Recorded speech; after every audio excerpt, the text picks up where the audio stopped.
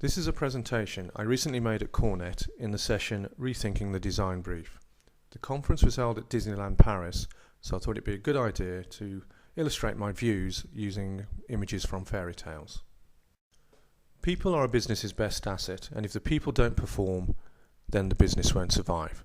Traditionally, CRE executives have focused on space and cost efficiency rather than designing for psychological and personal factors which would enhance individual performance. This may mean that the workplace is evolving using the wrong success criteria. Psychology is the study of mental processes and human behaviour. I'm an environmental psychologist, and we're interested in the relationship between people and the built environment. Evolutionary psychologists are interested in how our innate human behaviour and processes have evolved to aid survival and well-being. Ising's classification of people as introverts or extroverts is one of the most fundamental personality theories. Extroverts are thrill seekers who require stimulation. They prefer to socialise, and they get easily distracted when they're working alone. In contrast, introverts like the quiet life. Another personality theory refers to people having an internal or external locus of control. Internals believe their behaviour is governed by their own decisions, and they're likely to be self-motivated. Whereas externals believe their actions are governed mostly by external influences, and they may require more supervision and management. Arousal theory states there is an inverted U-shaped relationship between the level of arousal and performance. People generally perform better if they are stimulated, which increases their level of arousal. However, too much stimulation can lead to stress and reduce performance, and also too little stimulation results in a low level of arousal, boredom, and also poor performance. Arousal theory is a meta-theory that reoccurs throughout the psychological literature. Extroverts have a low level of arousal and therefore require stimulation, whereas introverts have a high level of arousal and prefer quieter environments. Complex and difficult tasks can also increase the level of arousal, whereas repetitive tasks decrease it. Maslow proposed that people have a tier of needs that each have to be met in turn before they can reach their maximum performance. The lower order needs relate to basic building functions such as safety and comfort, whereas the higher order needs relate to organisational and personal factors.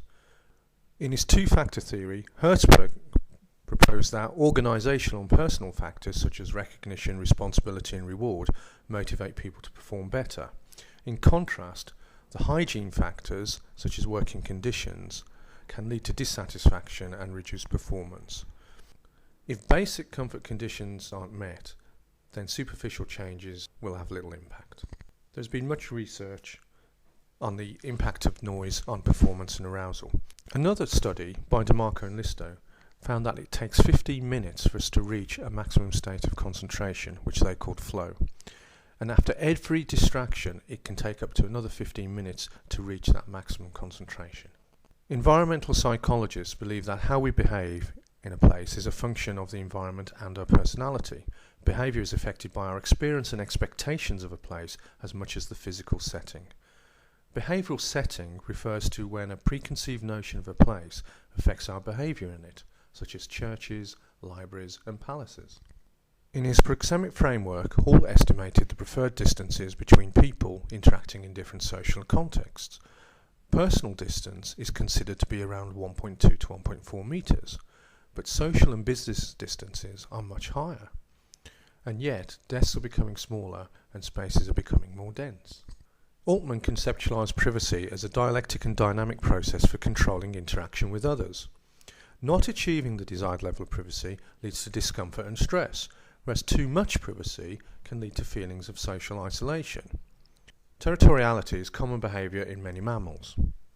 Personalisation may be considered as marking territory and taking ownership of the space. Environmental psychologists say territoriality is a coping mechanism for controlling the level of interaction with others. Other psychologists say that personalisation is fundamental to self-identity. Another theory related to space is that of cognitive maps, the psychological process for recalling the relative location of everyday objects in space. We tend to use boundaries, landmarks, nodes of interaction.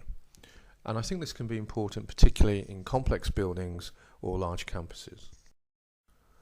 Homo sapiens have been around for 500,000 years, humanoids for 400 million, but we've only worked in offices for just over 100 years. Evolutionary psychologists would say that our psychological processes have evolved to help us to adapt to living in the African savannah rather than work in the modern office. Our affinity with nature, or biophilia, means we feel comfortable in green and landscaped environments. Some psychologists argue that we can feel replenished in these places because they provide a setting for non-taxing involuntary attention. As social animals, we have a sense of community and equity. We naturally take care of the old, the young and the infirm, and we require a sense of belonging. We seek places for social gatherings where we can share stories and food, the kind of hearth mentality. And yet, it's the social spaces that are often the first to disappear in busy office environments. Robin Dunbar, a British anthropologist, correlated the neocortex size of primates with their social group size. He extrapolated this out to humans and found that our maximum social network was 150 people. This has been corroborated by the size of African villages, Amish communities, Christmas card lists, and the average number of friends on Facebook. Gore, the manufacturers of Gore-Tex, actually split their manufacturing plants when they become 150 people in size. So in summary, a lot of the psychological theories highlight that we require a range of different environments depending on our personality and our activity. In the modern office, this would mean offering a choice of places to work with different ambient conditions, some stimulating, busy and social, and others quiet, contemplative and serene. Another recurring theme in the literature is the link to nature. That means providing workplaces with good daylight, good views out, landscaping and planting, natural ventilation, low ambient noise, wayfinding that uses landmarks, and floor plates designed on a human scale.